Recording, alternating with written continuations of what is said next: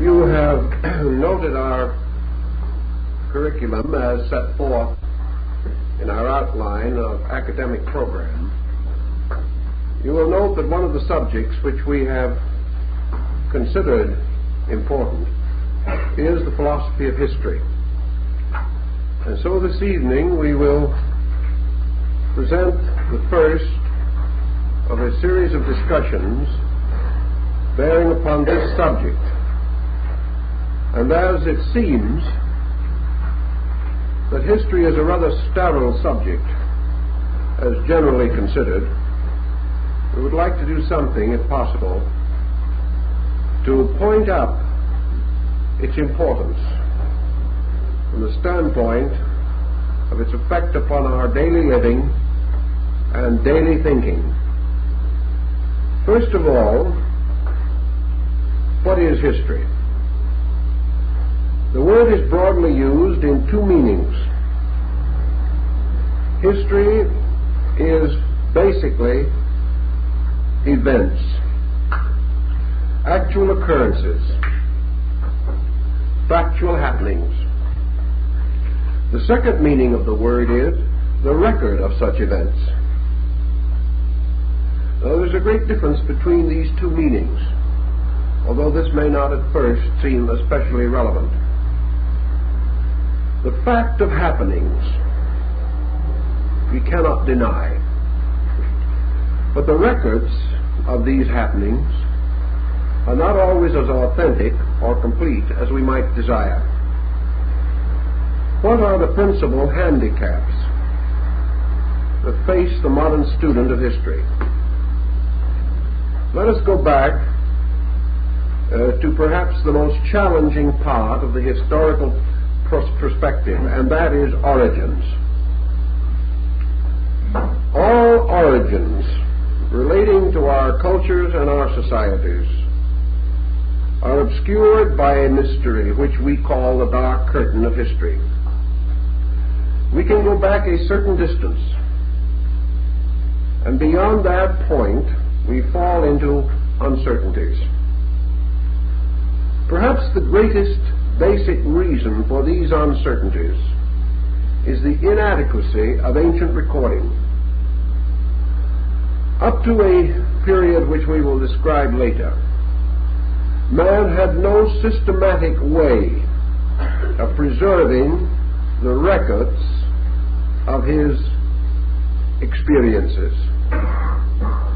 And this immediately gives us another interesting sidelight. Ancient history did not depend primarily upon the importance of events, but upon the nature of the materials upon which the records were kept. Thus, a vital and important incident recorded on a perishable medium may disappear, and did, whereas a less important event upon a more enduring medium, preserved upon stone, or cut into marble or cast into bronze, may have continued for our admiration. So the first hazard of history was writing materials. The second hazard was that histories must be written, to a measure at least, by contemporaries, in order that later historians may draw upon source material. This material must have existed. And in each generation and each century, man determined, in the light of contemporary emphasis, that which was important and that which required or justified perpetuation. Thus, as we go backward in our historical research, we observe only certain episodes or incidents clearly preserved for us. For such reasons as this, ancient records relate primarily to religion and history. History in the sense of dynasties, rulers, princes, and powerful persons who profoundly influenced the psychological attitudes of their contemporaries. Likewise also, it was the king and the priest who had available the materials, the means for the perpetuation of accounts. It follows from this that the royal records and the ecclesiastical records are the oldest and the best preserved. Even in these, however, there are differences and difficulties. The fall of dynasties, particularly in Egypt, resulted in the obliteration of previous records. And the decline of faiths often caused old records to be destroyed by new cults wishing to remove all record of their predecessor. Thus we have vandalism as well as the natural circumstances of time gravitating against the preservation of history. We also realize that when histories are written by a limited group of persons, particularly privileged or prejudiced persons, we cannot depend entirely upon their validity. In the Greek period, one scholar stood very firmly and said, "The non-factual historian is a traitor to the ages." And this is true, essentially. Because if we receive biased accounts of previous occurrences, the important philosophical contribution of history is damaged. History today is approached more or less psychologically. We are not so much interested in the events which at one time dominated public attention. We are interested in the relationships between events. We are interested in penetrating the sequences of causes and effects. We want to understand why it came about that certain insignificant minority groups rose to power and world position. We also want to know the machinery which toppled great empires into oblivion. We want to understand the operation of cause and effect as this is recorded in historical annals. Thus we come to what has been termed the morality of history. The evidence that history is a broad justification of the great ethical and moral institutions which men have cherished from time immemorial. We like to believe that from the contemplation of history we may gain useful instruction for the conduct of our own affairs. This brings us to the next, perhaps most valid consideration. Where does history begin in relation to the focal point of ourselves?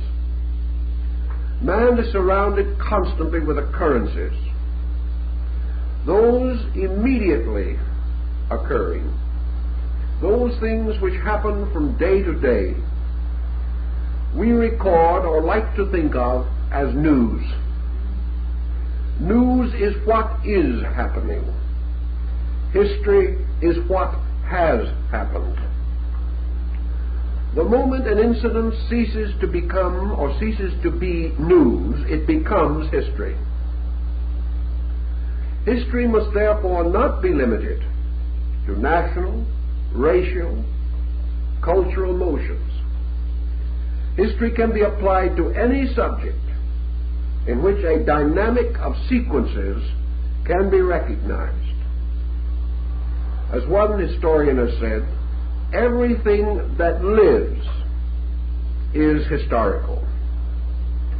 And there are many things which do not have a life in themselves about which history can also be gathered.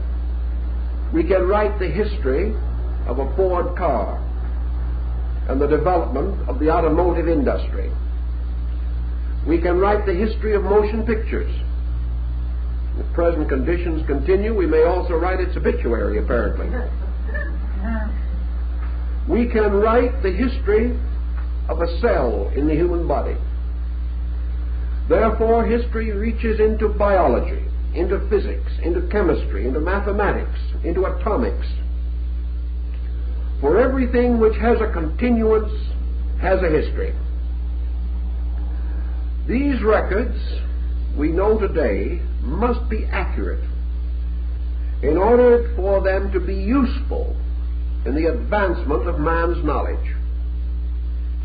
During the 16th and 17th centuries, histories of strange things are included. Lord Bacon, for example, wrote a work entitled The Natural History of Winds, in which he collected various material bearing upon air currents, storms, and other astrophysical phenomena, on the assumption that the gathering of all forms of statistical information constituted a form of history.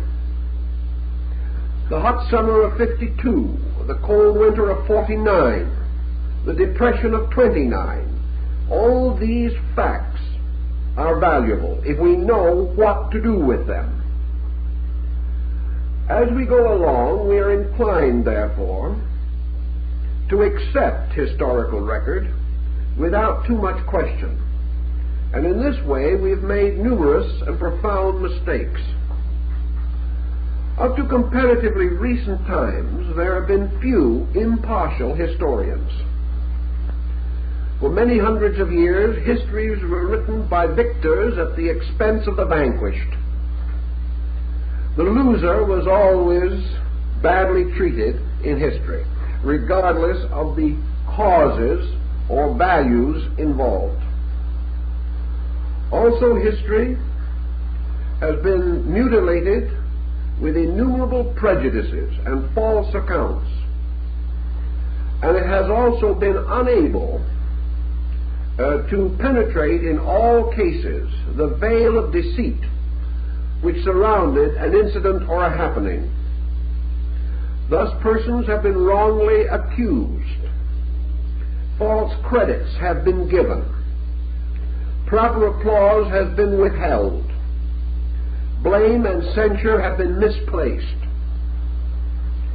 These things in themselves are unfortunate, but perhaps we can say not too significant when all persons involved are long deceased. The real significance lies in this philosophical descent of history, in which every error becomes a weak point in a chain of logic or in a chain of research, and may cause us to come to faulty conclusions about processes or attitudes which we should hold today. It is useless to say that the individual can escape history. History is a psychological force in the life of every person, even among so-called illiterate savage groups. Oral tradition, which is their form of history, has a vital effect upon the survival of customs, beliefs, fears, hates, affections, regards, friendships, jealousies, and feuds. Perhaps the most desperately detrimental factor in European civilization has been its perpetuation of international, interracial, interreligious feuds, which have become the dead causes of continuing living disaster. Thus, history becomes vital to us. And until the 20th century, or certainly the 19th, very little effort was made to record the history of peoples. The so-called private citizen was forgotten by history. Into the limbo of blessed forgetfulness have flowed the careers of countless hundreds of millions of living persons. Yet these careers have not been totally and completely sterile. Some of the greatest achievements which we have today would have been impossible had it not been for the activities of persons not recorded at our time. Thus we have to fall back upon the collectives. We have to realize that almost all major changes in the destinies of collective groups have been the result of the activities of individuals. It has been estimated that in a generation such as ours today, the weight of the world's security and its advancement rests in the keeping of not more than 10,000 living persons. All the rest are dependent upon this small group in some way. It may be that it was only a sentence that someone uttered that would cause millions of others to move. But that one person, remembered or forgotten, who sparked the change or incited the motion, is still the guiding and dominant spirit.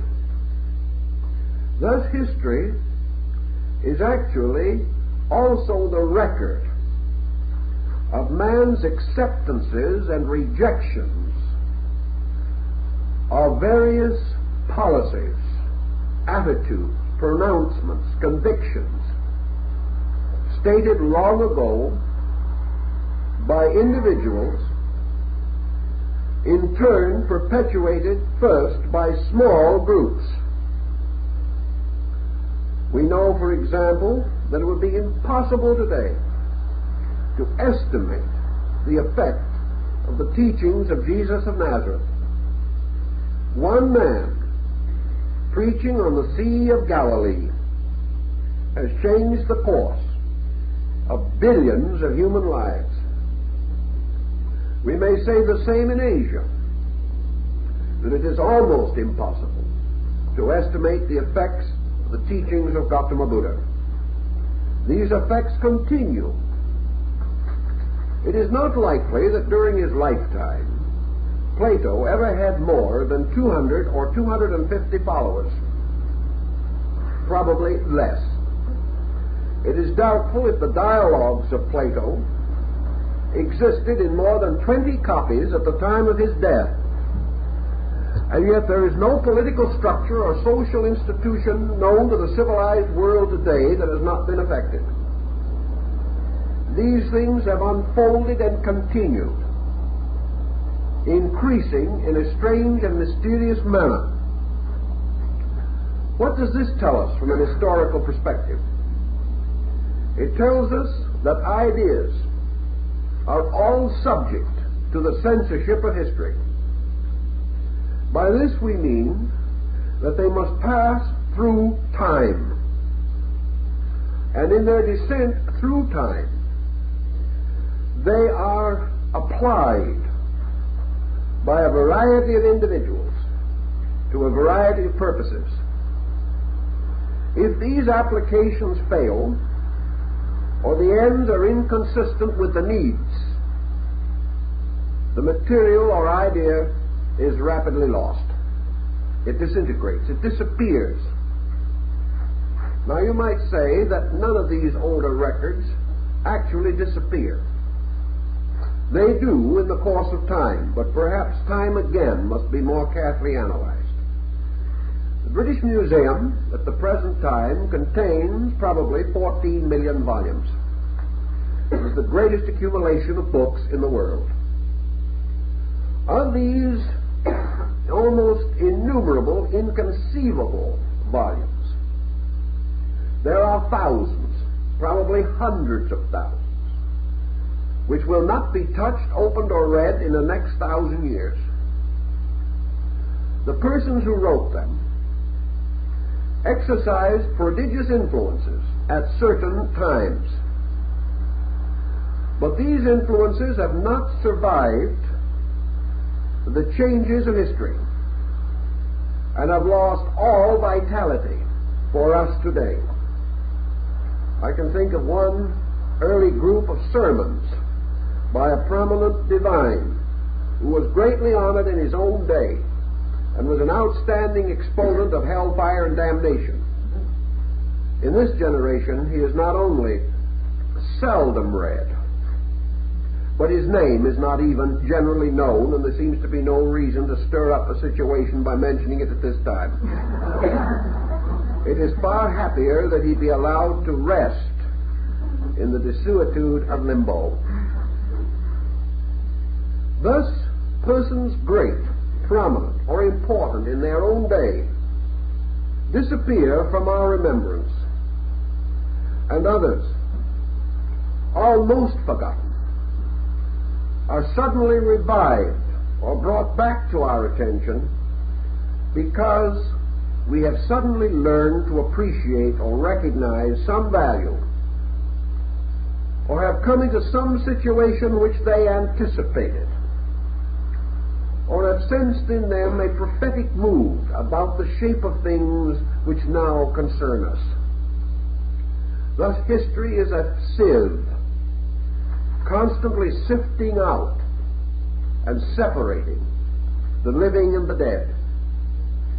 Living not in the sense of bodily existence, but living in the sense of idea. Dying not of body, but dying of idea, which is no longer valid or no longer important to us. Thus, history tells us an important lesson.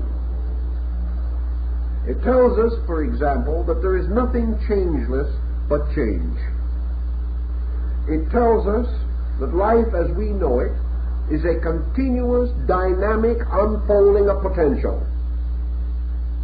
That everything that exists grows, and everything that has being obeys the discovery of Galileo. It moves. It has within it motion. And history is a record of qualitative motion, as well as the descent of families or of states or of nations.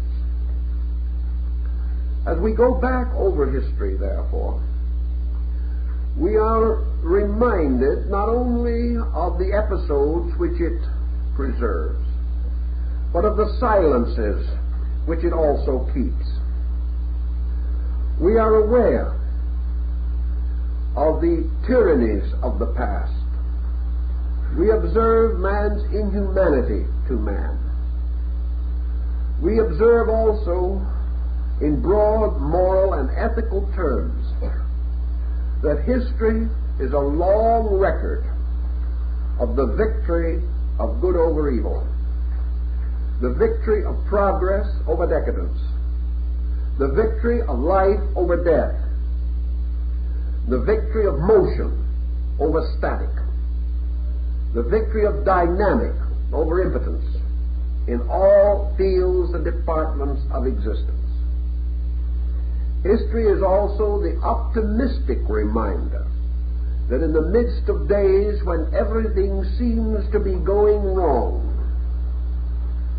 that history is the record of a slow but inevitable growth. And history is also a reminder that growth cannot be without interludes of decline, but also that life and death, growth and decay, progress and deterioration, these forces operate simultaneously. And the descent of every culture has had contemporary ascent of other cultures. The falling of a nation corresponds in time to the birth of a nation. And while each individual in history has departed, the great vital motions of human experience and activity go on unbroken. So history is the story of the victorious survival, the eternal resurrection of life from death, of the new from the old, of light from darkness, a reminder that every night must end in dawn, just as surely as every day must end in night. And as history is the valid account of an eternal restoration, a continuing resurrection, as insistent and inevitable as the seasons which follow themselves in nature, so we can understand why ancient peoples in their allegories and symbols associated the story of history with the great cycle of the phoenix. Now this brings to us perhaps a key to one of the most interesting and remarkable fables of the past, a fable which factually and actually we cannot fully explain today, simply because of the imperfections of history. But enough has descended to us to be able to restore, in part at least, the broad pattern of this symbolical concept.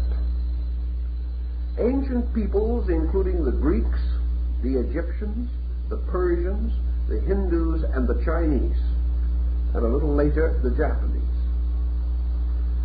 all shared the belief in the existence of a strange and fabulous bird called the phoenix.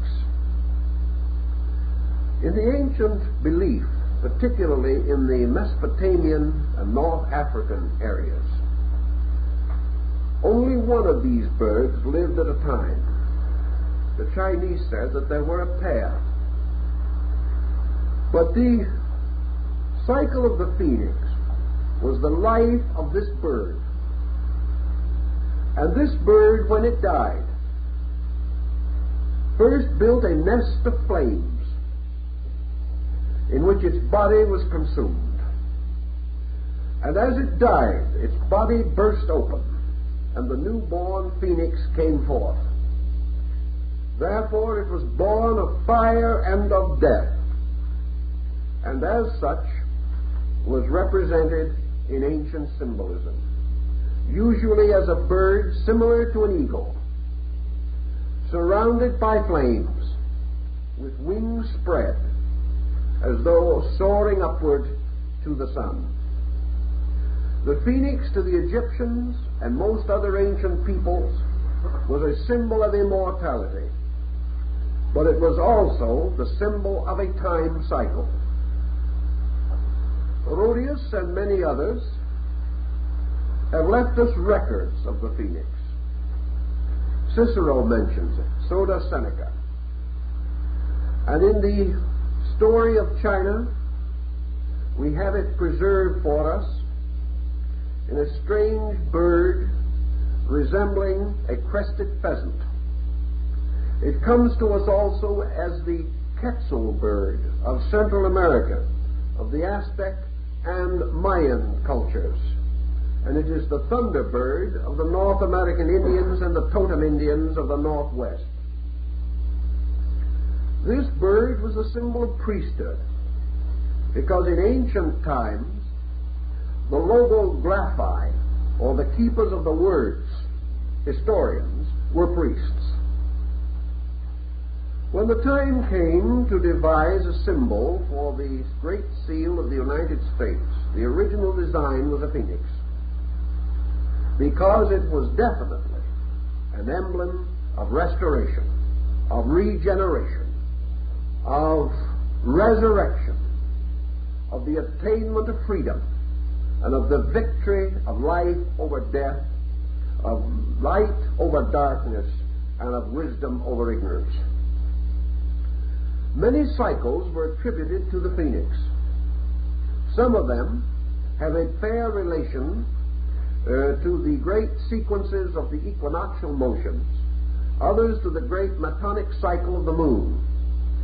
But perhaps the most interesting and mysterious cycle of the phoenix is not directly associated with any of our known astronomical cycles.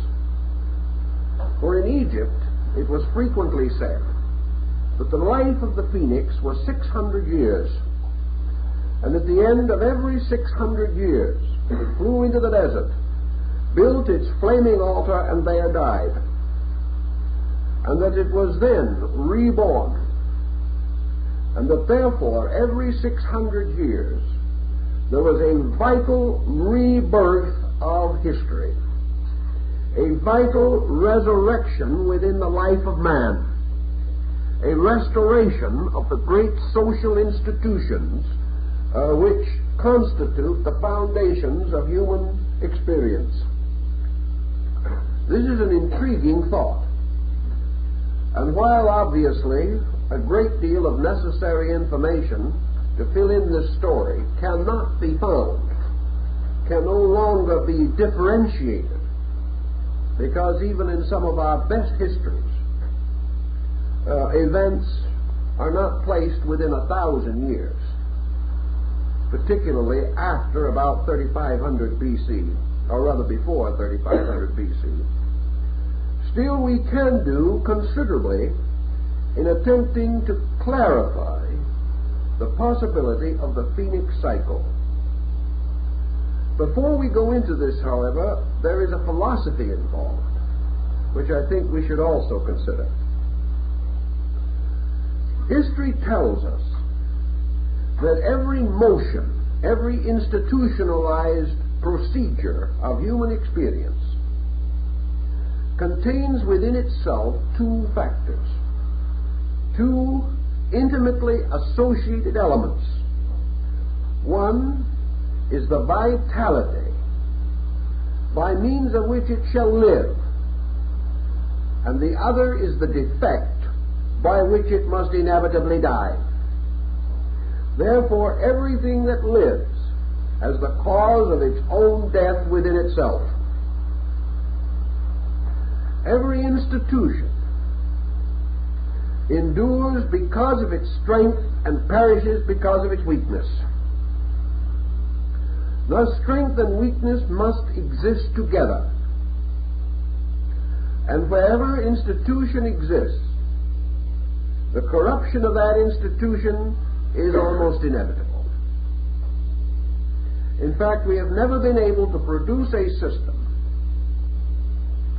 within which the essence or substance of its own ultimate deterioration does not exist, any more than we can possess or develop a human body in which the cause of its own ultimate decease is not present. One famous physicist and biologist observed some years ago that man begins to die the day he is born. Races begin to die the day they are born. Everything that comes into this world by that very circumstance is subject to dissolution. Therefore, the only possible cause for death is birth. And that which is born can never escape the processes of crystallization by means of which its organism will ultimately be rendered uninhabitable. Historically speaking, therefore, nations, empires, cultures, teaching, doctrines, all have cycles of existence.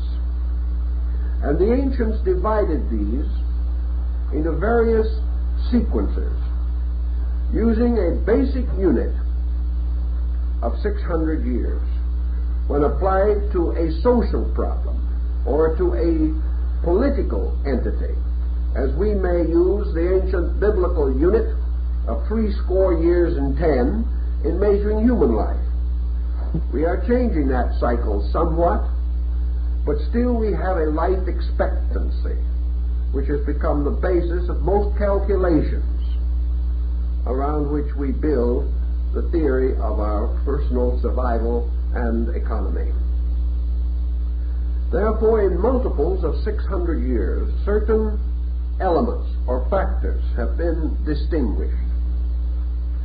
And even though nations may survive, peoples may continue, races may be strong enough to outlive a 600-year boundary. Within these groups, there are periodic changes, by means of which the original directions or circumstances are altered. Therefore, it is rare indeed to find a philosophy that is not amended, a religion which has not been reformed, a nation, the government of which has not changed, or a cultural perspective which has not been modified in some way after a period of approximately 600 years.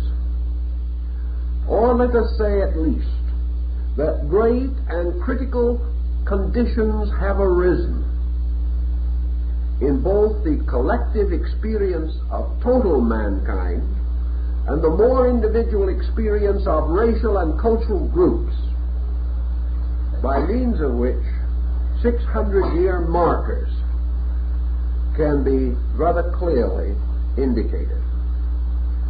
In almost every instance that we can conceive, a reformation is actually a kind of resurrection. The purpose of a reformation is to bring something from darkness into light. In this way, correcting a serious error, restating the direction of a purpose, rescuing ideas from the crystallization of institution or organization, breaking away from decadence to preserve progress, or in more recent times, the rededication of institution to the service of individual. This being the outstanding motive behind social existence as it is today.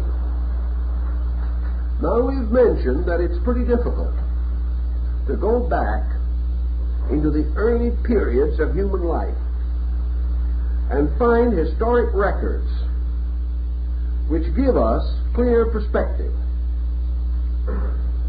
Such records as we will find, as already noted, will most likely be of a political or a religious nature in the early periods. The only other type of record that we may find will be an important mass motion of peoples, like a migration. Such records will also often be punctuated by a distinct change in religious perspective,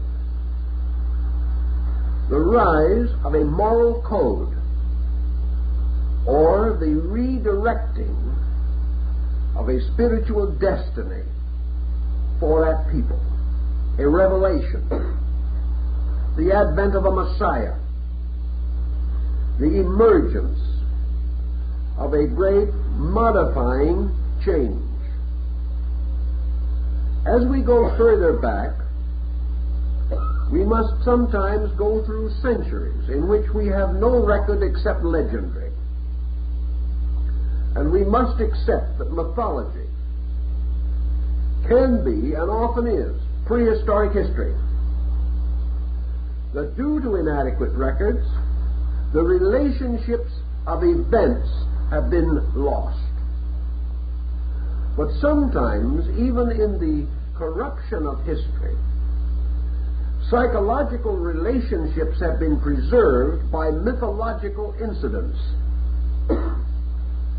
as in the fables of gods and heroes, and in the fabulous accounts of the foundations of peoples.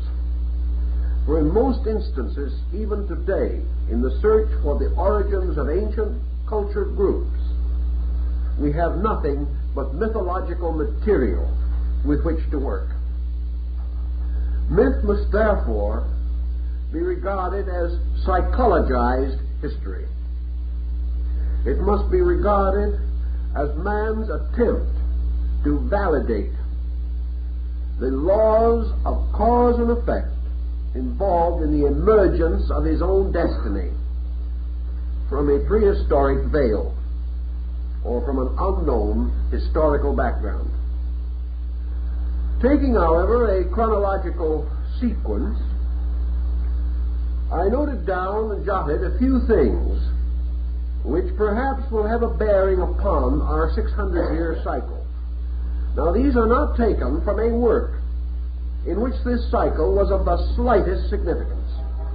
It's just one of those plain, old-fashioned, prosaic histories in which, however, the author attempted a valid and careful arraignment of his dates and facts. Part of this material is taken from Major General Furlong's Rivers of Life, and it will show you certain points which I wish to make. In this particular work, he places the date 3600 BC as that of the rise of the great Egyptian ritual which we call today the Book of the Dead.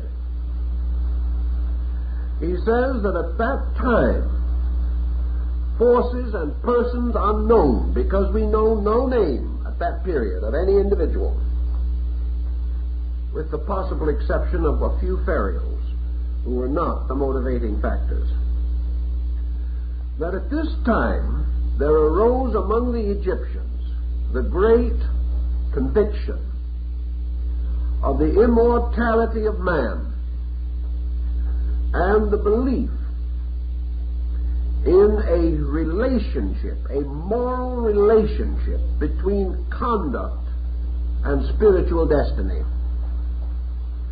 In other words, at that time, the Egyptian took upon himself the full impact of the great funeral text or mortuary inscription beliefs that a good life, well lived, ensured the future state of the soul. This, therefore, would be a very great mark, because we know that such a belief did not exist at that time in the Grecian states, and we have no evidence even of its existence in Asia. No historical evidence. We have mythological report, which may be true. But General Furlong points out this date as a very certain one upon which to base one of the most important spiritual convictions, which were later, one of the convictions which were later to profoundly influence the entire record of human life. Dropping, in this case, down toward the Christian era, from 3600 600 years to about 3000 BC. And let us see what was happening at about that time that might have some bearing on us. According to the Hindus, this date corresponds approximately with the beginning of the Kali Yuga. Now, the Kali Yuga, or the Black Age, was to the Hindu the beginning of the great karmic age of retribution, which was to continue for 432,000 years. And we are now enjoying ourselves in about the 5,000th year of the Kali Yuga.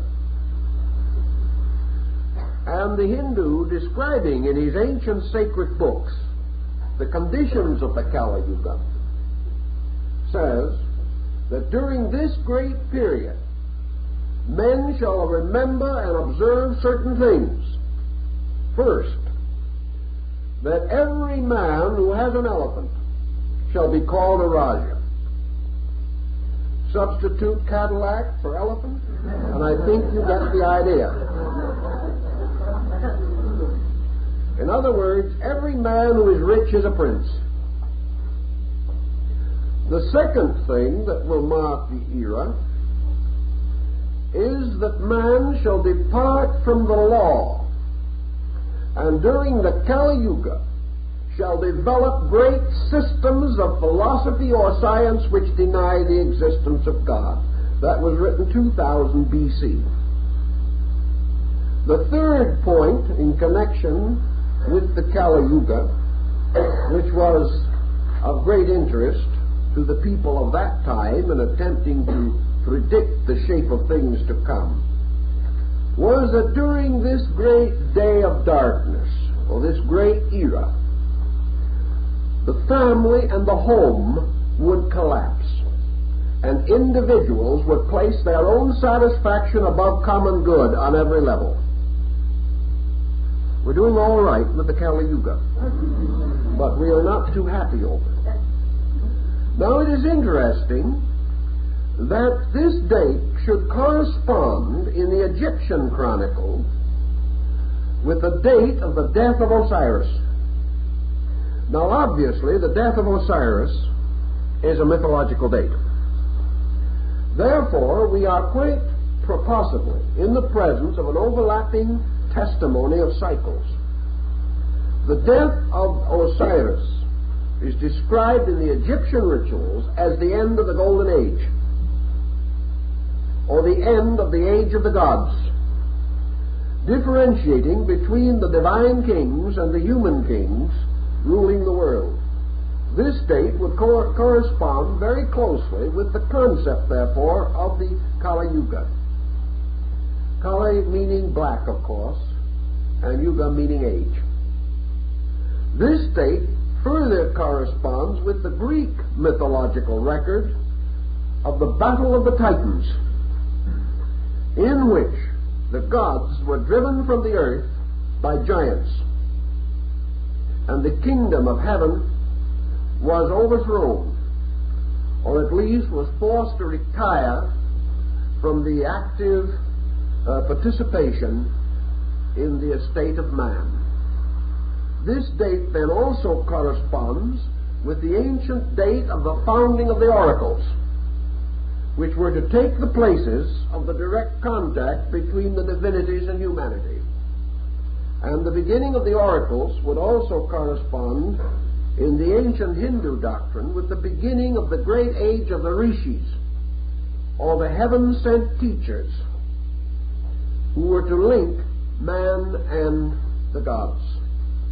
So in all these different cultures, the year 3000 BC is either historically or mythologically related to an incident which may be regarded as the end of a divine era, or an age of ancient things. Now, continuing on our descent, we come to the year 2400 BC. And for reasons which he does not give, the great German Orientalist, Professor Max Müller, says that the year 2400 is the year which dates the keynote of universal religion. This is interesting, that these dates should fall in these patterns. Müller believed that at that time he was able to trace the rise of a common spiritual conviction extending throughout ancient cultures and binding them together and establishing the foundation for the later interchange of philosophy, science, religion, art, and culture. But prior to this time, the isolations of beliefs were so complete that the possibility of a common foundation did not exist. Therefore, Müller says that at this time was to be placed the greatest single unfoldment of human hope toward a better time that marked the early period of history. This, I think, is well worth our attention. Continuing downward toward the Christian era, we then come to the year 1800 BC. which, according to the Hindu record, marks the end of the period of the Vedas, or what is called the Great Vedic Era, and the rise of what was known in Asia as the Mantric period. Now, the Mantric period was that which marked the transition between law and intercession in religion. In other words, it was the beginning of the rise of the ethical religious concept in Asia as we know it. This does not mean that the earlier peoples had no ethics, but it does mean that at this time the ethical emphasis became to dominate religion, and religion began to separate itself from a legistic code, the eye for an eye and the tooth for a tooth concept, and began to move toward the forgiveness of sin and the doing good to those who injure us. It was a great period of truth and love rising victorious over strength and law. It was the victory of love over law, not the dissolution of law, but the reinterpretation of law, so that the strength of God and the power of God began to be deeply considered as the love of God. And deity became not only the great celestial king, but began to take on the aspects of the divine father, or the paternal principle in relationship to the affairs of mankind. This period also corresponds fairly closely with the Jewish Exodus and the rise of another group of important culture factors, the rise of a powerful monotheistic teaching in both Egypt and the Near East, a redefinition of deity, and greater emphasis upon the worship of deity as this related to the continuance of the life and happiness of the individual. In other words, personal worship taking the place of state ceremonialism as a form of religious observance. The year 1200 in Asia, 1200 BC, dates the birth of Rama, the great avatar of Vishnu, and is the great cycle or period of the Ramayana, or the great classical work, which was also a powerful landmark not only in Asia but in other parts of the world. The Ramayana introduces us to a new concept of human relationships. It is the beginning of the glorification and deification of the natural relationships of human beings. In the Ramayana, the faithful husband and the faithful wife emerge as performing the ritual of faithfulness, that affection for one's brother, common regard for other human beings, emerges as part of the basic ritual of religion. So we see great and peculiar steps moving downward. This period also coincides with the period of the compilation of the oldest 14 books of the Old Testament, the beginning of the rise of religious literature as we know it today. For prior to that time, a work such as the Bible or any collection of essentially religious works was comparatively unknown. Prior to that, most of the so-called sacred writings were in the form of epics. relating to the origin and histories of peoples, but not emphasizing a class of spiritual writings set apart as scriptural or constituting holy text. The next period then, after that, comes to 600 BC. And it is there that we wish to pause for the rest of the evening, because that's where we have to do our work tonight. This has been well called and pointed out to us as the era of the ancient teachers. Sometimes we wonder at the extraordinary circumstance that so many of the most important leaders and important motions in the development of our religious, historical, philosophical, and scientific life were contemporary at that time. Not only were they so contemporary, but there were tremendous changes in the political map of the world. There were great changes within the structure of peoples. There was the rise, for example, of the democracy of the Greek states.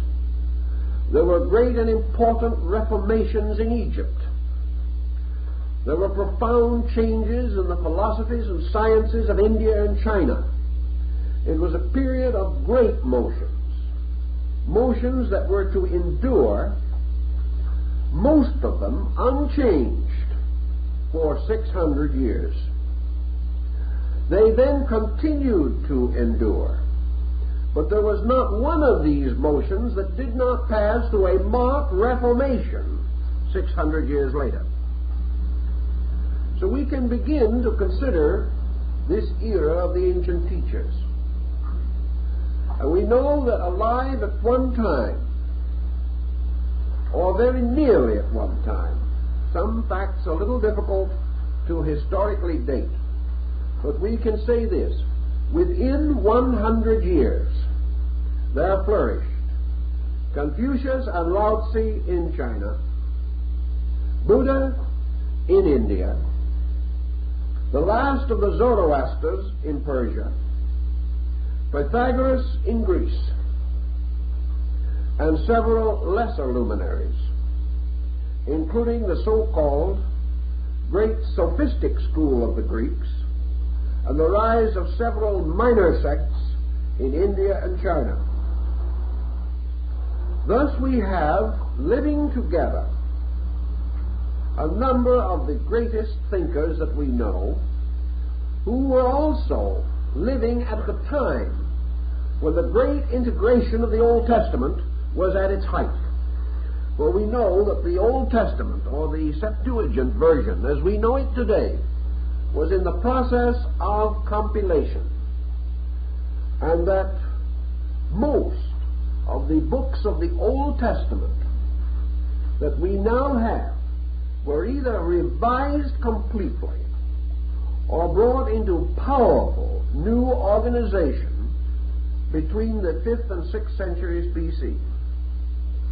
This whole period fits together and results in the emergence of a group led almost immediately by Socrates, and continuing on with pressure and force throughout the civilized world.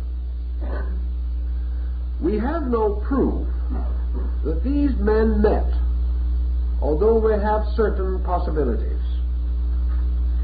We have reason to believe from the ancient Chinese annals that Confucius, as a young man, did meet Lao Tzu as the older teacher.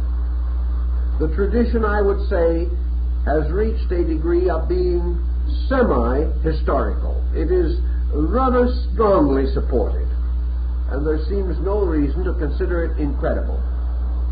There is also a definite tradition among the Greeks that Pythagoras did study with the last of the Zoroasters. This, however, is open to some question, for the reason that the term may have been applied to a priesthood rather than to a person. as the Zoroasters or Zarathustrians. It may have been a term to cover the fire priests of Persia. We are not absolutely sure. It is conceivable that Pythagoras, having visited India, may have come in contact with Buddha, or at least met some of his disciples. Produce simultaneously a type of instructor who usually is called forth by emergency. In the Bhagavad Gita, Vishnu is made to say, when virtue fails upon the earth, then I come forth. Now, at the time of Pythagoras, Greek culture was young. At the time of Zoroaster, the last Zoroaster, if he flourished 600 BC, Persian culture was old. At the time of Buddha, we can say that Hinduism was decadent. At the time of Confucius and Lao Tzu in China, we know that Chinese history was comparatively young and the culture comparatively strong. Therefore, we cannot say that these men appeared to read obituary rituals over the deaths of peoples, nor can we say that, like the seers of old, they came to stand at the cradle of new cultures. This cannot be said. What then do we find as the common denominator? The common denominator appears to be that all of these groups, young or old, were afflicted with certain limitations and internal corruptions. These men all moved against what might be termed man's inhumanity to man. They moved against the tyranny of privileged groups and the suppression of the rights of individuals. Buddha fought to overcome a caste system in India that was as strong as the slavery of the later world. Lao Tzu was completely disillusioned with the mental and spiritual life of China. Confucius was seeking a restoration of just government for his people and the establishment of a higher level of cultural education, not only for the masses but for their leaders. Pythagoras came at a time which was a transition in the entire life of Greek thinking, because he emerged with the rise of the sophists, or the professional educators of Greece, and was in strong rebellion against the commercialization of education. Each one had his own particular problem with which he was working. But that all these different problems should link together to produce this peculiar historical cycle is, to say the least, interesting and significant. It is a series of coincidences which have not since been repeated. And yet we do have repetitions of other kinds that are stimulating to us. For example, the tremendous emphasis upon music in the 18th and 19th centuries, the great rise of arts in the Renaissance, and the extension of various cultural motions which come to climactic periods and then decline. There seems, therefore, to be a time and place for everything under the sun. But these times and places appear to be more than accidental. They represent some kind of a definite pattern, a pattern which seems to tell us that human beings get into major trouble as groups about every 6 centuries. they get into a situation from which it does not seem that they can easily extricate themselves. Or they reach a critical point in which, did they continue, would lead to the premature disintegration of their civilization. It is quite possible that had not Pythagoras become the great spokesman of Greek learning, that the golden age of Pericles could not have followed. For we do realize that it was the tremendous shift to a philosophical basis which he instituted that became the impetus, or bestowed the impetus, upon the great rise of philosophy in the Greek states, resulting in about 600 years of philosophy in Greece. Philosophy which definitely continued until the final disintegration of the original academy and the falling apart of Greek national existence under the inroads of the Roman Empire. Now it's interesting also to note that the last Greek philosopher is said to have died 600 AD, which would be again one of these climactic periods. Therefore, that it took considerable time for the final disintegration of the direct impetus of these schools. The contribution made by Buddha, beginning in the 6th century and extending through the long years of his own life, continued down with comparatively slight change till about the beginning of the Christian era. 600 years after Buddha rose the great reformations which have been attributed to Sankaracharya. And these reformations resulted in the complete shift of Buddhism and the rise of the Mahayana, or great vehicle. And the principal leaders of that great vehicle movements were contemporaries of Jesus and lived 600 years after Pythagoras. Thus, the peculiar involvement of these dates becomes important.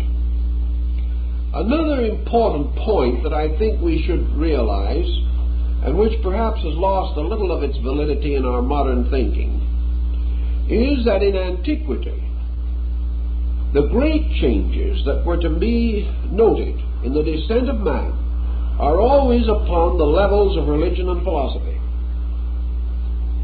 Nations rise and fall, states come and go, kings overthrew each other, but the major motions in those periods were not the result of war or the result of the corruption of dynasty, except indirectly. The great changes were due to the rise of individuals who made positive claim to revelational insight, or who claimed a ministry, or claimed a right to contribute to the spiritual enlightenment of their fellow men. Thus, at the time we mention, and also at the time of the beginning of the Christian era, the principal motions originated in man's religious convictions. These were the motions which made way for education to rise. I think we should therefore say that 600 years BC approximately dates the beginning of man's formal concept of education. It is assumed generally, historically, that the Academy of Pythagoras at Crotona was the first formal educational institution in the Mediterranean area. There is much to indicate that the school of Confucius was the first broad, comprehensive curriculum of education introduced in China. And we know definitely that it was from Buddhism and its emancipating influence upon the public mind that the great university systems of India received their greatest impulse and the most famous institution of learning in the ancient world, the University of Nalanda, came into being. Thus, the 600 BC date has in most instances been directly associated with religion as educational liberation. Our friends of that period, with the possible exception of Lao Tzu, were not essentially mystics. They were essentially teachers, and even Lao Tzu was a librarian of the libraries of the Chu, the highest intellectual position in China. These men were essentially teachers, not preachers. They came with spiritual authority, but their idea of religion was comprehensive. In this era, there was no division between man's religious insight, his arts and his sciences and his crafts. In these days, the total enlightenment of man was in the keeping of the ancient teachers. And the spiritual leader was also the grammarian, the mathematician, the astronomer, and in many cases, in fact usually, the physician. The records, for instance, left by Pythagoras give us some realization of the broad scope of the man's achievement. He is remembered, of course, for his magnificent contribution to mathematics, particularly the great 47th proposition or Pythagorean proposition in geometry. He is remembered for his researches in astronomy and cosmogony. He is accredited with the discovery of the diatonic scale in music. He is recognized as one of the earliest exponents of the formal type of poetry, particularly the use of the hexameter meter. He is known as a physician and an expert on color, number, and many other subjects. He was a man of universal learning. For in these days, leadership in philosophy implied achievement in astronomy, mathematics, and music. And Pythagoras was a musician. Confucius was a musician. And these men, in no sense of the word, could be regarded as limited to what we might term a theological religious perspective. They had no such restriction upon themselves. All learning was their scope. In a large measure, the same thing is true of Buddha. And we find frequent references in the ancient Buddhistic writings to his attainments in other subjects than that which we regard as associated with him, philosophy and religion. We know that the last of the Zoroasters was regarded as a man of exceptional attainments in medicine and in many other fields of learning. Thus we have a synthetic approach rather than an analytical one. And we find the outpouring of streams of intellectual energy aimed at preserving and sustaining the security of peoples. We have these men, and at the same period the rise of the great lawgivers of Greece, Solon, Pittacus, Periander, Cleobulus, the men who gave to Greece its great codes of law. We also have rising in China great systems of legislative code, and in this period also the rise of Chinese and Indian astronomy. They were rich periods of outpouring, and these outpourings became the strength of the various cultural groups. India remained essentially sound in its Buddhistic teaching for approximately 600 years. China enjoyed the great mystical revelation of Lao Tzu until about the beginning of the Christian era, when mysticism in this field began to move into other manifestations. Taoism is divided into 3 distinct periods. These periods corresponding again in timing with the Phoenix cycle. From these various considerations, we come to a major one, therefore. Namely, that for some reason, nearly every work of man must be subjected to powerful revitalization periodically. Today, we will say, in all probability, that necessity produced the sage. That in some way, it was the emergency in man's own nature that called upon his own brother man to rise and meet that need. I doubt if the ancients would have argued with this point of view, but they would also have pointed out that history, being the sequential unfolding record of events, that history in some mysterious way frames this pattern of needs, distinguishes this pattern as though rungs upon a ladder, and that history therefore is an integrated organism, that history is not a record of incidents or accidents, but a continuous report of the unfolding of basic and immutable laws, that these laws are under the control of cyclic energy. And we can gain certain sympathy in this thinking from Spengler's work on the decline of the West. In this work, Oswald Spengler points out that all great civilizations are cyclic, that civilizations are therefore composite human beings. And as man passes through birth, growth, infancy, maturity, and decline, so cultures have great cyclic patterns, moving inevitably from their humble beginnings with tremendous energy and little experience, to their ends, which is greatness of experience and exhaustion of energy.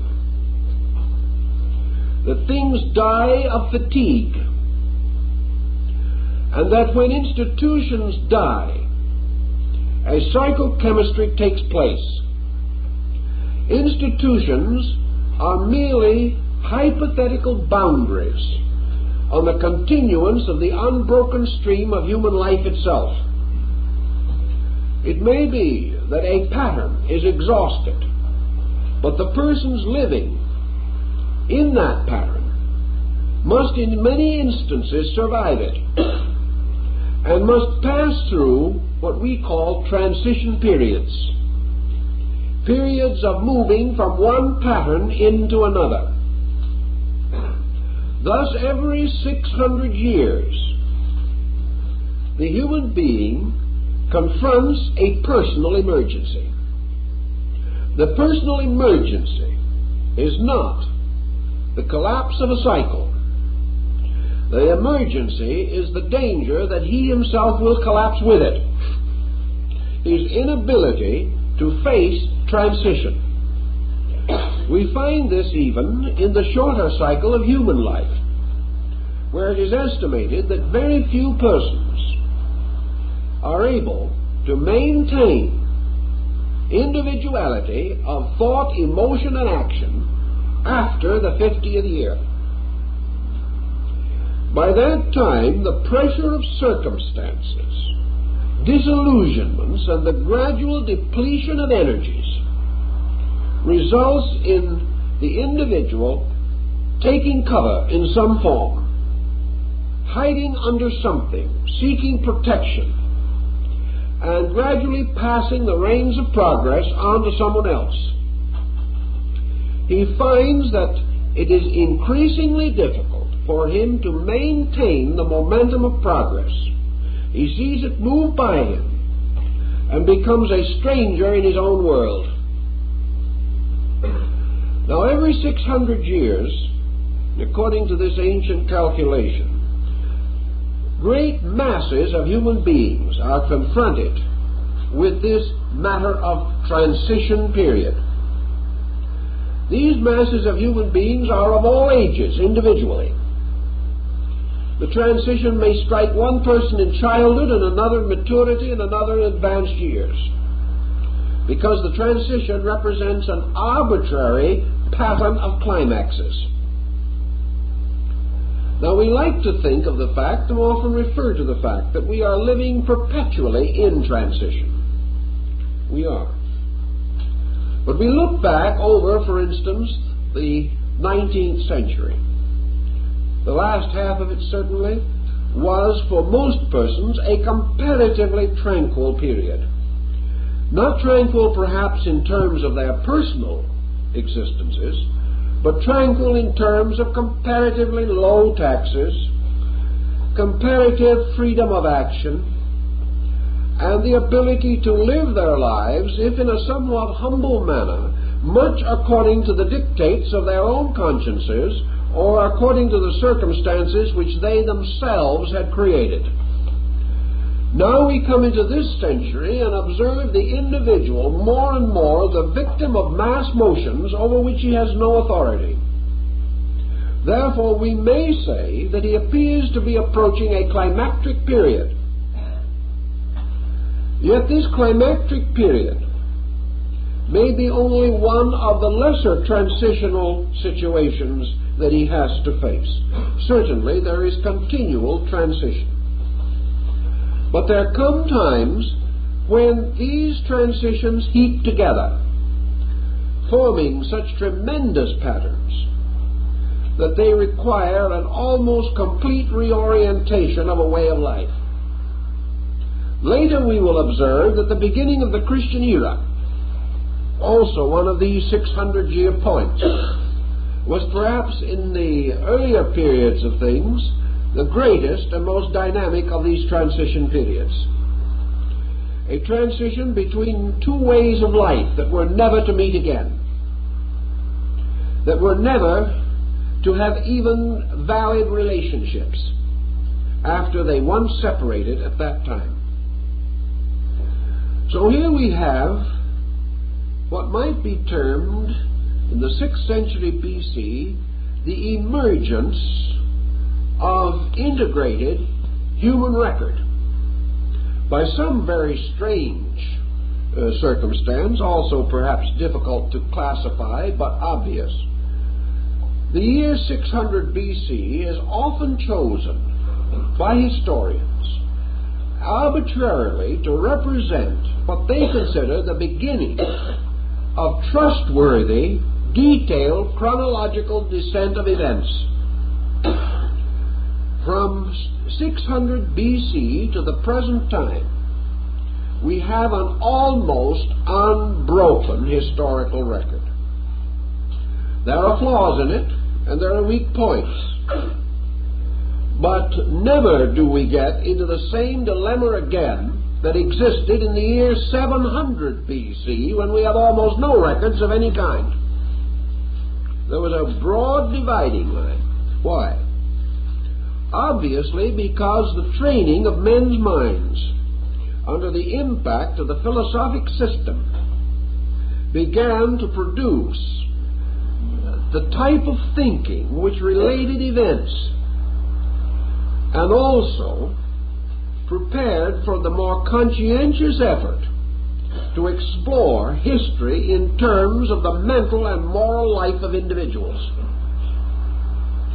It was not until about 600 BC that we begin to find historical records of common people, if we want to call them that. Those uncommon individuals whose lives consisted only of ordinary circumstances, untouched by the great motions and glamours of high office.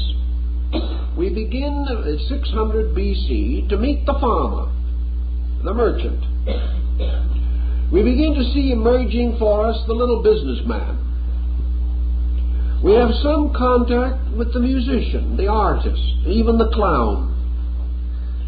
We find the petty politician who never got anywhere, coming out as a person.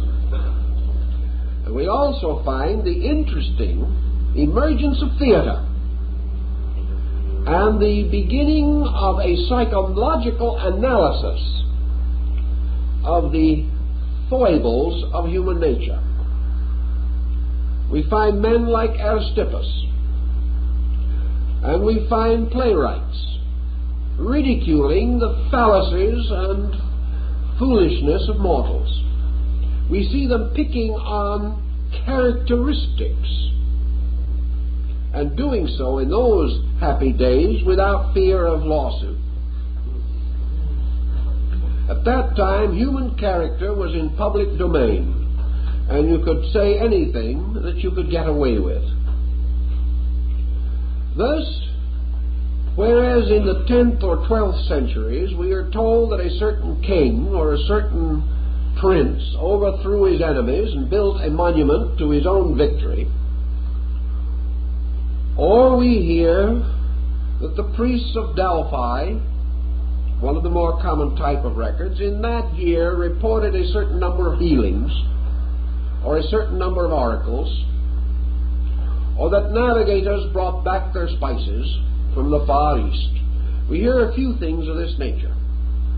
But on this side of the year 600, we hear of nagging families, delinquent children, fussy ancestors.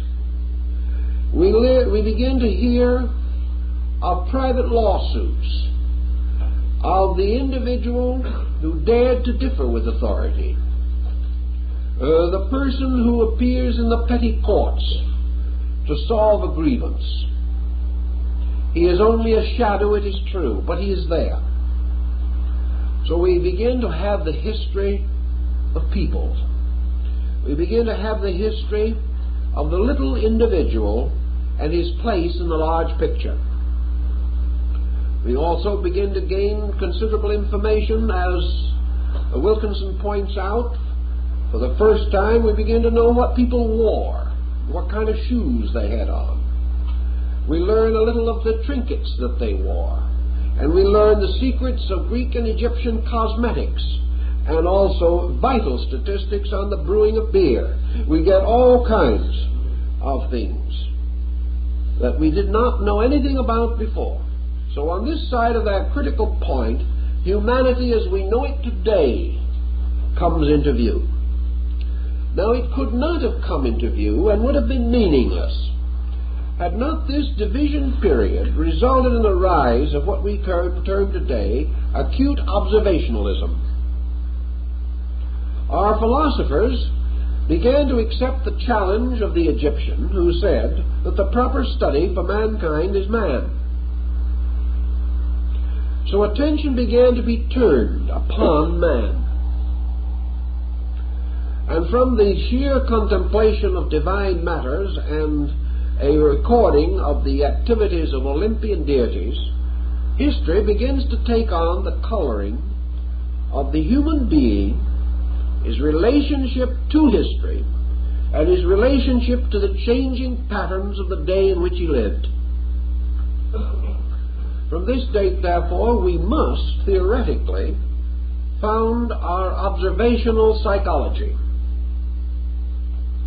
For we know that at that time the records were established, the analyses were made, the clinical observations were recorded, which made possible the work of men like Freud, Adler, and Jung.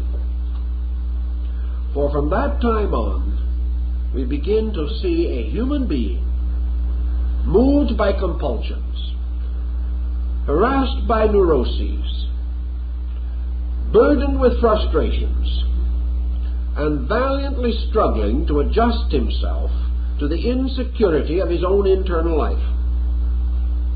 Thus the emphasis upon all these elements of growth and the almost complete obscuration of politics.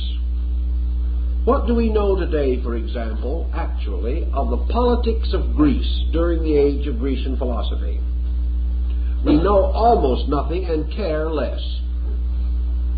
We know the archons were not all they should have been. but we took that for granted. We realized that in this period, the great heroes were the thinkers, the creators, and that we are indebted to them for the mysterious rise of many systems of exact thought which we have built upon, but which we did not invent. The origin being in those earlier and perhaps less chronicled, but reasonably well defined years. Thus, a great change did take place. And among the Egyptians, the attitude was held that there were streams of energy moving behind history. That history is the account of the physiological functions of one collective living entity. That history is the record of the life of an entity. That entity being composed of all living things functioning during that period, or existing under that pattern. When the Egyptians formed their statue of Serapis at Alexandria, they composed its body by mingling together every known element and substance, so that plants, animals, minerals, everything that man knew to exist, all these parts were fitted together into a strange and cunning contrivance and constituted the body of this deity. This deity is therefore a kind of historical personification, because history is the story of the life in the rock and the shell. What we call geology is only a kind of history. Anthropology is a kind of history. And this entire pattern is actually, finally, only the report of the motion of energy. History is therefore the account of what energy does, how it does it, and when it does it. History is consequently actually concerned not primarily with persons or even events, but with motion. And motion itself is a primary attribute of life. Life moving. Now, life in its motion, in everything that lives and moves, is subject to the law of alternation. Everything that lives comes and goes, wakes and sleeps, lives and dies, grows and decays. Just as the annual story of the tree, which in winter drops its leaves and appears dead, so, as Plato has pointed out, the great motions of energy are tidal. And these tidal motions mean that the flow of energy through the sequence which we call history is not continuously the same. That there are periods in which energy is superiorly abundant, and there are other periods in which energy is deficient. And wherever energy is abundant, motion and the qualitative consequences of motion, these are themselves abundant, or as the Greeks said, luxuriant. In a luxuriant period, there is an unfolding and releasing of life. Just as the individual feeling well on Monday turns out a great day's work, and being a little weary of a Thursday does not do so well. So, if energy is abundant, according to the qualitative concept of the ancient, if the great tidal motion of energy is flowing, then there is a simultaneous release of vitality. Now, in many parts and levels of the world, obviously such release is again conditioned. The individual may feel very good, but if he has few abilities, he may still accomplish little. Whereas another man, not feeling even quite so well, may accomplish more because of having additional abilities and resources in himself. Therefore, a release of energy into organism or organization does not mean that all of these energized areas will react simultaneously or identically. But it does mean that there will be more energy available than at other times, and that this energy released in highly cultured peoples will result in strong cultural motions, and released perhaps only through a warlike people may result in additional militarism or activity on that level. Also, in those epochs or eras in which energy is deficient, when the great tidal motions are ebbing, there will be a corresponding diminution of available resources. And this diminution, according to the Greeks, is notable first in the most sensitive areas of man's cultural existence. Therefore, wherever energy is involved, its depletion means that the best dies first. That which represents the use of the most subtle energies will first feel any change in the motions of those energies. That which requires the most balanced vitality to maintain its own equilibrium will be the first affected. Just as we may say that the most sensitive and highly cultivated plant may be the first to feel the frost. The weed will live for a long time, but that which depends upon a highly sensitized environment may be quickly blighted. So the decline of civilization, as the Egyptians pointed out, is always measured by the failure of creative idealism on the level of leadership. The greater incentives fail. And as the greater leader fails in the collective, so the greater faculty of leadership is the first to fail in the individual. Under a blight, therefore, ideals, inspirations, creativity, these are the first to suffer.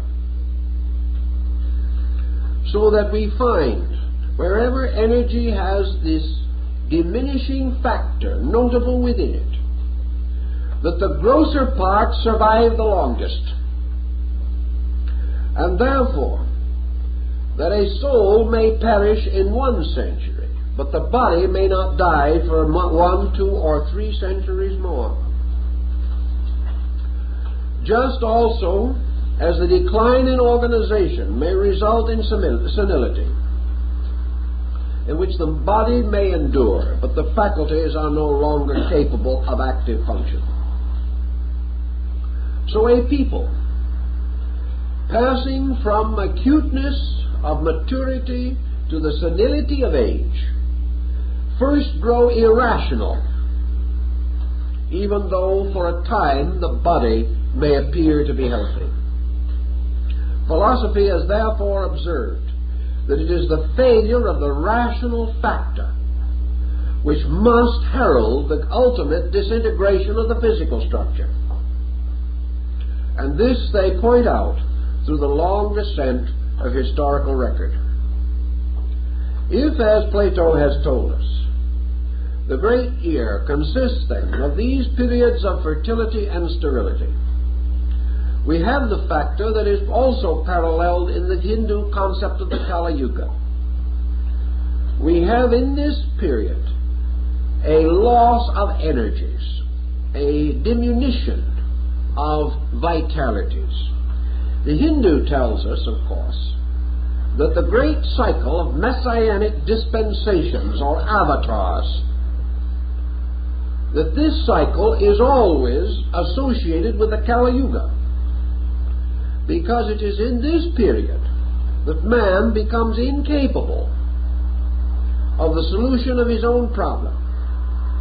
And it is therefore during this period that intercession is emphasized in religion. The laws of certain energies make it necessary, or at least highly important, that man be continually brought back as far as possible to the reintegration of his psychic life. In a period which is not the Kali Yuga, man will not fall into these patterns of ignorance, and therefore does not need to be lifted out of them by any particular requirement. Assuming, for example, the Greek legend of the Golden Age, when everyone lived together happily, peacefully, and in continual bliss, it would hardly be necessary at such time for intercession to prevent the individual from collapsing. Thus, we would not need reformers unless men themselves fall away from law. We do not need revelation unless man has lost the power to know himself and to understand the roots of his own spiritual integrity. Thus, the year 3000 BC in the Hindu calendar would mark the beginning of the age of the avatars, because it would mark the need or the beginning of the pattern in which man must be instructed from some level of consciousness beyond his own immediate availability. So history would move from that pattern. Now, as these things go from their various sequences, if we are dealing with the Phoenix cycle, we know that this cycle does not end in death. That the Phoenix cycle ends always with the concept of resurrection. We must therefore also realize that energy moving through the body of history may, like the Phoenix, have only one body at a time, because it is a collective thing. It is using all body. But that the Phoenix is never unembodied. For when its time comes to die, it builds its own nest of flames and perishes on it, which might be another way of stating the old phrase that we make our own beds and then have to lie in them. In other words, we have a strange historical peculiarity of how civilizations disappear in flames of some kind. Not fire as we see it, but in the holocausts of the collapse of great cultural motions which usually lead to temporary pandemonium. But before its actual death, or at the moment of death, the body of the dead bird breaks open and the young newborn phoenix is liberated to fly to the altar of the sun at Heliopolis and pay offerings and tribute to the great gods. The great gods being in this case, of course, the symbols of the great universal laws that cannot be violated. So the death of the phoenix is always a birth process. And the great critical periods of historical dissolution have always been periods not only of the throes of death, but of the travail of birth. Things are born out of death forever, even as creativity is born out of disillusionment, and the greatest hope of man is born from his deepest despair. Thus, in the Phoenix cycle, all of the things which ended with the death of the old phoenix were brought forth and made new by the restoration of the new phoenix. In this case, the rise of the great era of the teachers, who become the embodiments or personifications of the Phoenix cycle, or the Phoenix energy. If you study the period of 600 BC, you will see how a great tradition, about 600 years old and in its own infirmity, had reached the point where it could no longer sustain progress, where it could no longer liberate man from the psychological pressure of tradition. So just as the ancient American Indian in Central America burned all his records every 52 years and declared himself free from the past, so every so often, in this holocaust of the death of the phoenix, man must burn the bridges of tradition by which he limits and restricts his own action. We see this also in the problem of personal living. By the time the individual reaches 60 or 70 years of age, he has worked himself into a pattern from which he can no longer escape, except in a very small minority of cases, and from which death is his only release. It's his only opportunity for a fresh start at anything.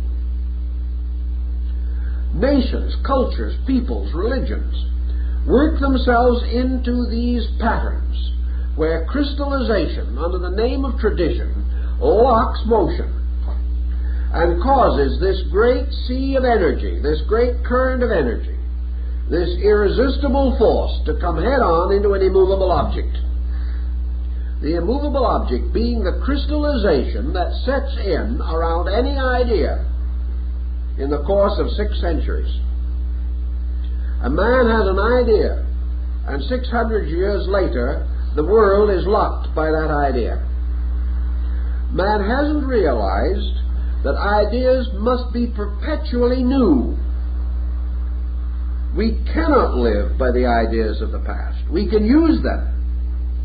But if we say this was revealed infallibly and inevitably, and to this we must abide, 600 years from now, that law, that rule, will be a complete prison upon us, locking us utterly. So that in 600 years, the phoenix grows old, the law grows old, the dispensation grows old, the institution grows old, and man must either die with it, or else the institution must break and die for man, releasing man from itself. Thus, the death of the phoenix also definitely represents the breaking of these cyclic patterns. And this is usually accomplished by a reformation, by the arising of individuals with new and important viewpoints, breaking through tradition and usually dying themselves at the hands of tradition. They may not actually die physically, but they are certainly opposed by tradition. Pythagoras was a martyr to it. Later, so was Socrates. Confucius regarded himself as a heartbroken failure because he was never able to break the tradition in which his life was patterned. Lao Tzu walked out on the tradition completely, and riding on a green ox went out into the Gobi Desert to die as the lesser of 2 evils. Buddha, for 83 years, struggled with the tradition. He was perhaps the most fortunate of them all. Zarathustra Spitama died in Persia with an assassin's spear in his back. Thus the phoenix dies, the bird dies in flames, but is born again. Constantly death giving birth to life. But against the tremendous weight of tradition rises the mysterious symbol of martyrdom, which is the greatest tradition-breaking force of all time. The great religions are nearly always associated with martyrdom.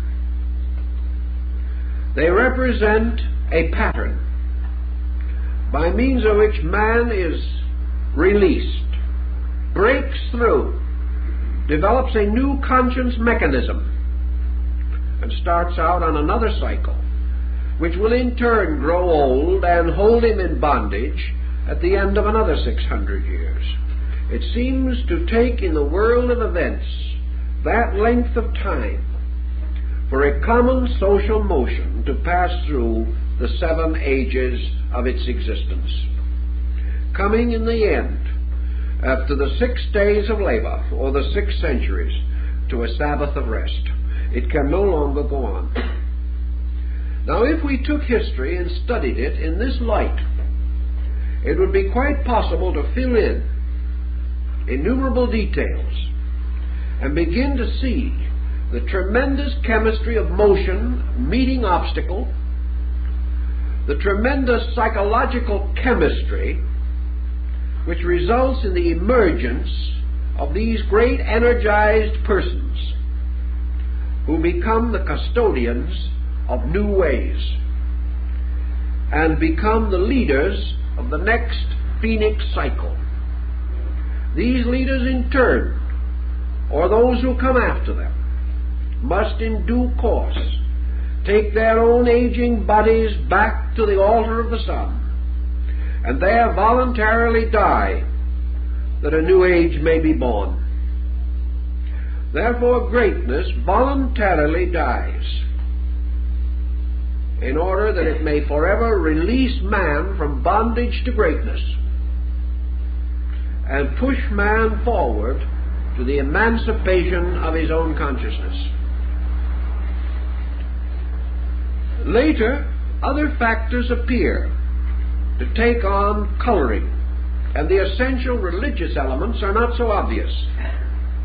But in all the periods prior to the Christian era, and including it, these great changes have been identified almost completely with spiritual leadership.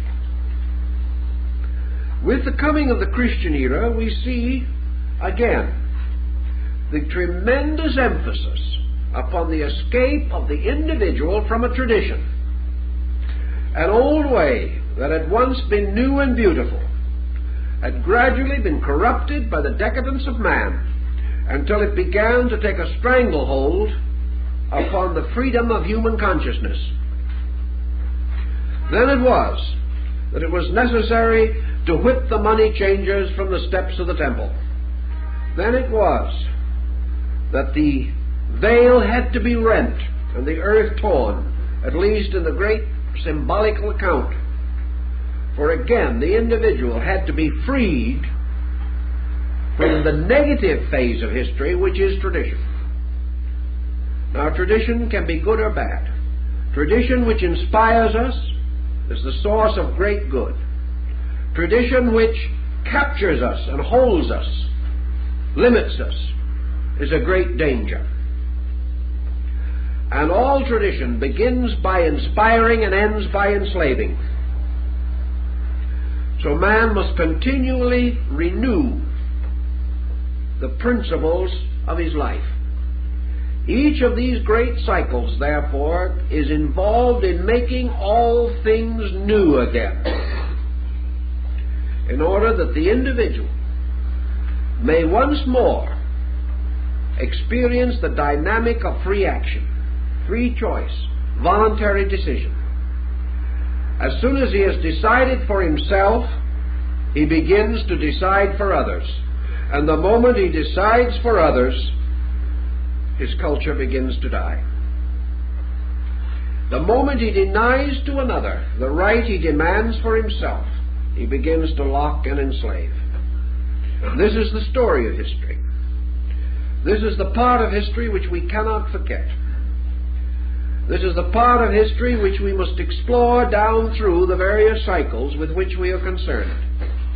So next week we are going to psychoanalyze historically probably the greatest era that we know, the beginning of the Christian era, and the effects of it upon the world which was to come after.